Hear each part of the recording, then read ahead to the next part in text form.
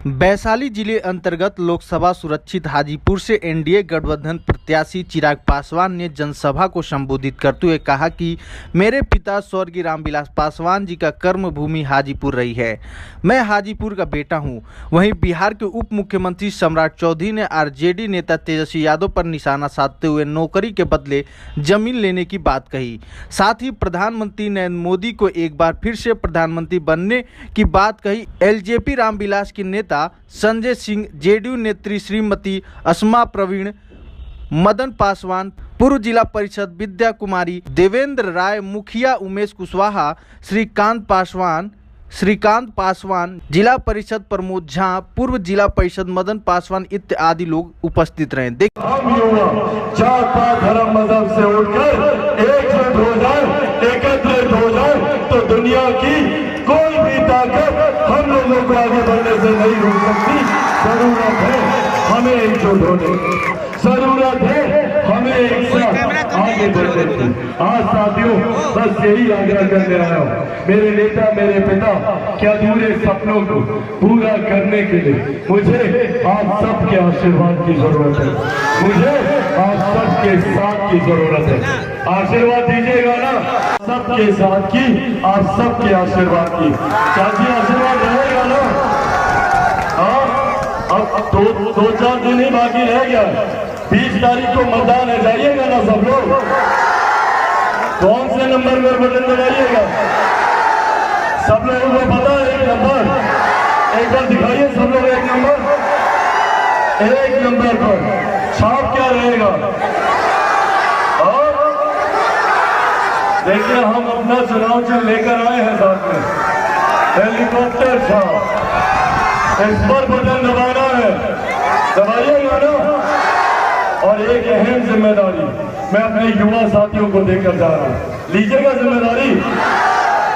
20 तारीख को अपने अपने बूथ से आप लोग देखिएगा कि कोई चाची लोग, कोई चाचा, दादा, दादी, कोई बुजुर्ग छूटे नहीं। 100% मतदान करवाइएगा अपने बूथ पर। एक एक बूथ हम देखेंगे, सबकी जिम्मेदारी होगी अपने बूथ से 100% मतदान कराना है। कोई छूट जाए, कोई रह जाए तो घर जाकर लेकर आना है कि चलो चाची पहले वोट डाल के आओ। करवाइएगा ना? तो अगर ये आशीर्वाद है तो एक बार जोर। उस वक्त मेरे माता, मेरे पिता, मेरा भाई बनकर अगर कोई खड़ा हुआ तो वो आप लोग खड़े हुए, आप लोगों ने मेरे सर पर आशीर्वाद का हाथ रखा। मुझे याद है जब मैं अपने कठिन दौर से गुजर रहा था, आशीर्वाद यात्रा की हम लोगों ने शुरुआत की थी और सबसे पहले पटना एयरपोर्ट पर उतरते ही सबसे पहले हम हाजीपुर आए थे।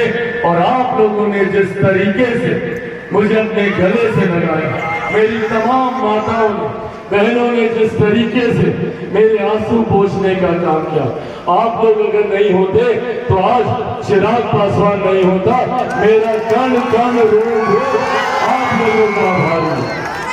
जिस तरीके से आप लोगों ने मुझे मेरे विपरीत कठिन समय में संभालने का, जोड़ने का काम करते हैं। और दुनिया की सबसे बड़ी गरीब कल्याण की योजना जिसका श्रेय मैं मेरे नेता, मेरे पिता आदरणीय रामविलास पासवान जी को भी दूंगा। आज उनकी वजह से देश में 81 करोड़ लोगों को मुफ्त में राशन दिया जा रहा है। ये सोच हमारे प्रधानमंत्री आदरणीय नरेंद्र मोदी जी की है। साथियों, एक तरफ जहाँ हम लोग विकास की बात करते हैं तो वही दूसरी तरफ कांग्रेस राजद के लोग भ्रष्टाचार की बात करते हैं। कौन है ये लोग? ये वही लोग हैं। मंच पर उपस्थित इंजीनियर शंभू सरन जी और इस मंच पर उपस्थित तमाम भारतीय जनता पार्टी, जनता दल यूनाइटेड, लोक जनशक्ति पार्टी, राष्ट्रीय लोक मोर्चा और हिंदुस्तानी वाम मोर्चा के तमाम नेतागण और इस मंच के सामने उपस्थित तमाम भाइयों, बुजुर्गों, माता बहनों, नौजवान साथियों, छोटे छोटे बच्चों, आज आपको बताना चाहता हूं, ये देश हो रहा है साथियों। और ये देश तब बढ़ रहा है जब यहां से 2014 में देश के यशस्वी प्रधानमंत्री नरेंद्र मोदी जी को बनाने के लिए आपने मतदान करके स्वर्गीय रामविलास पासवान जी को यहां से जिताने का काम किया था। और ये देश इस तरह बढ़ता हुआ आपको दिखेगा, जहां हम दुनिया में 12वें स्थान पर खड़े थे, अर्थव्यवस्था पे हम चर्चा नहीं करते, दुनिया में हमें चौथा वर्ल्ड कहा जाता था, दुनिया के गरीब देशों में हमारी गिनती होती थी, लेकिन देश के यशस्वी प्रधानमंत्री नरेंद्र मोदी जी और आदरणीय स्वर्गीय रामविलास पासवान के नेतृत्व में जब भारत बढ़ने लगा, वही 12वें स्थान से उठकर हम 5वें स्थान पर पहुंचने का काम किया था। और साथियों देखिए, दुनिया में डंका बज रहा है भारत का, और इसलिए भारत का डंका बज रहा है। आप देखिए, यूक्रेन और रसिया का लड़ाई हो रहा था, और यूक्रेन और रसिया के लड़ाई में भारत के बच्चे फंस गए थे। मोदी जी ने फोन किया पुतिन जी को, युद्ध रोको, 48 घंटे के लिए युद्ध रुक गया। और पुतिन जी ने फोन करके पूछा, मोदी जी हमने युद्ध तो रोक दिया, भारत के बच्चे को हम पहचानेंगे कैसे? पुतिन जी को मोदी जी ने कहा, जिस बच्चे के हाथ में तिरंगा होगा वही भारत का बच्चा होगा। साथियों, ये है भारत। आज दुनिया में डंका बज रहा है, आज दुनिया आगे बढ़ रहा है। लोग आपके बीच में आते होंगे, लोग कहते होंगे, आदरणीय प्रधानमंत्री जी ने, स्वर्गीय रामविलास पासवान जी ने क्या काम किया। आप सोचिए साथियों, इस देश की आजादी के बाद 70 वर्षों तक इस देश में मात्र 3 करोड़ लोगों को पक्का मकान मिला, लेकिन मोदी जी और रामविलास जी की जोड़ी जब इस देश में स्थापित हुई तो 4.5 करोड़ लोगों को पक्का मकान देने का काम मोदी और रामविलास की सरकार ने। कोई व्यक्ति मंत्री नहीं बनना चाहिए, यहीं से एमएलए बना महुआ से, और आपको छोड़कर भाग नहीं गया। बाद में लालू जी ने उसको भी मंत्री बनाने का काम किया। तो लालू यादव का 2 ही स्वरूप है साथियों, एक है अपना और मेरा परिवार।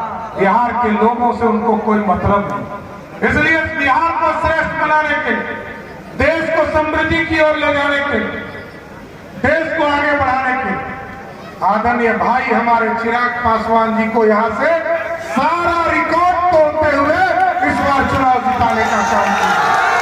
सारा रिकॉर्ड स्वर्गीय रामविलास पासवान जी का भी जो रिकॉर्ड है उसको भी तोड़कर उनके बेटा आदरणीय चिराग पासवान जी को जिताने का काम कीजिए।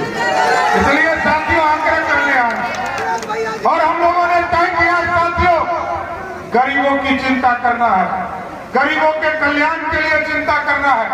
हम लोगों को 15 दिनों तक स्वास्थ्य मंत्री रहने का मौका भी मिला था। बिहार में गरीबों को आयुष्मान भारत कार्ड नहीं मिला।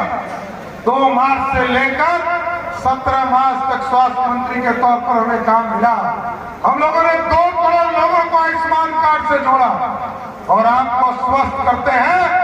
अब कोई हमारी बहनें, हमारी माताओं को गहना गिरवी नहीं रखना पड़ेगा, किसी को बैंक से पैसा निकालना नहीं पड़ेगा। अब बिहार में लगभग 10 करोड़ लोग जब भी किसी हॉस्पिटल में भर्ती होंगे, उसका 5 लाख तक का इलाज मोदी और नीतीश कुमार की सरकार कराने का काम करेगा।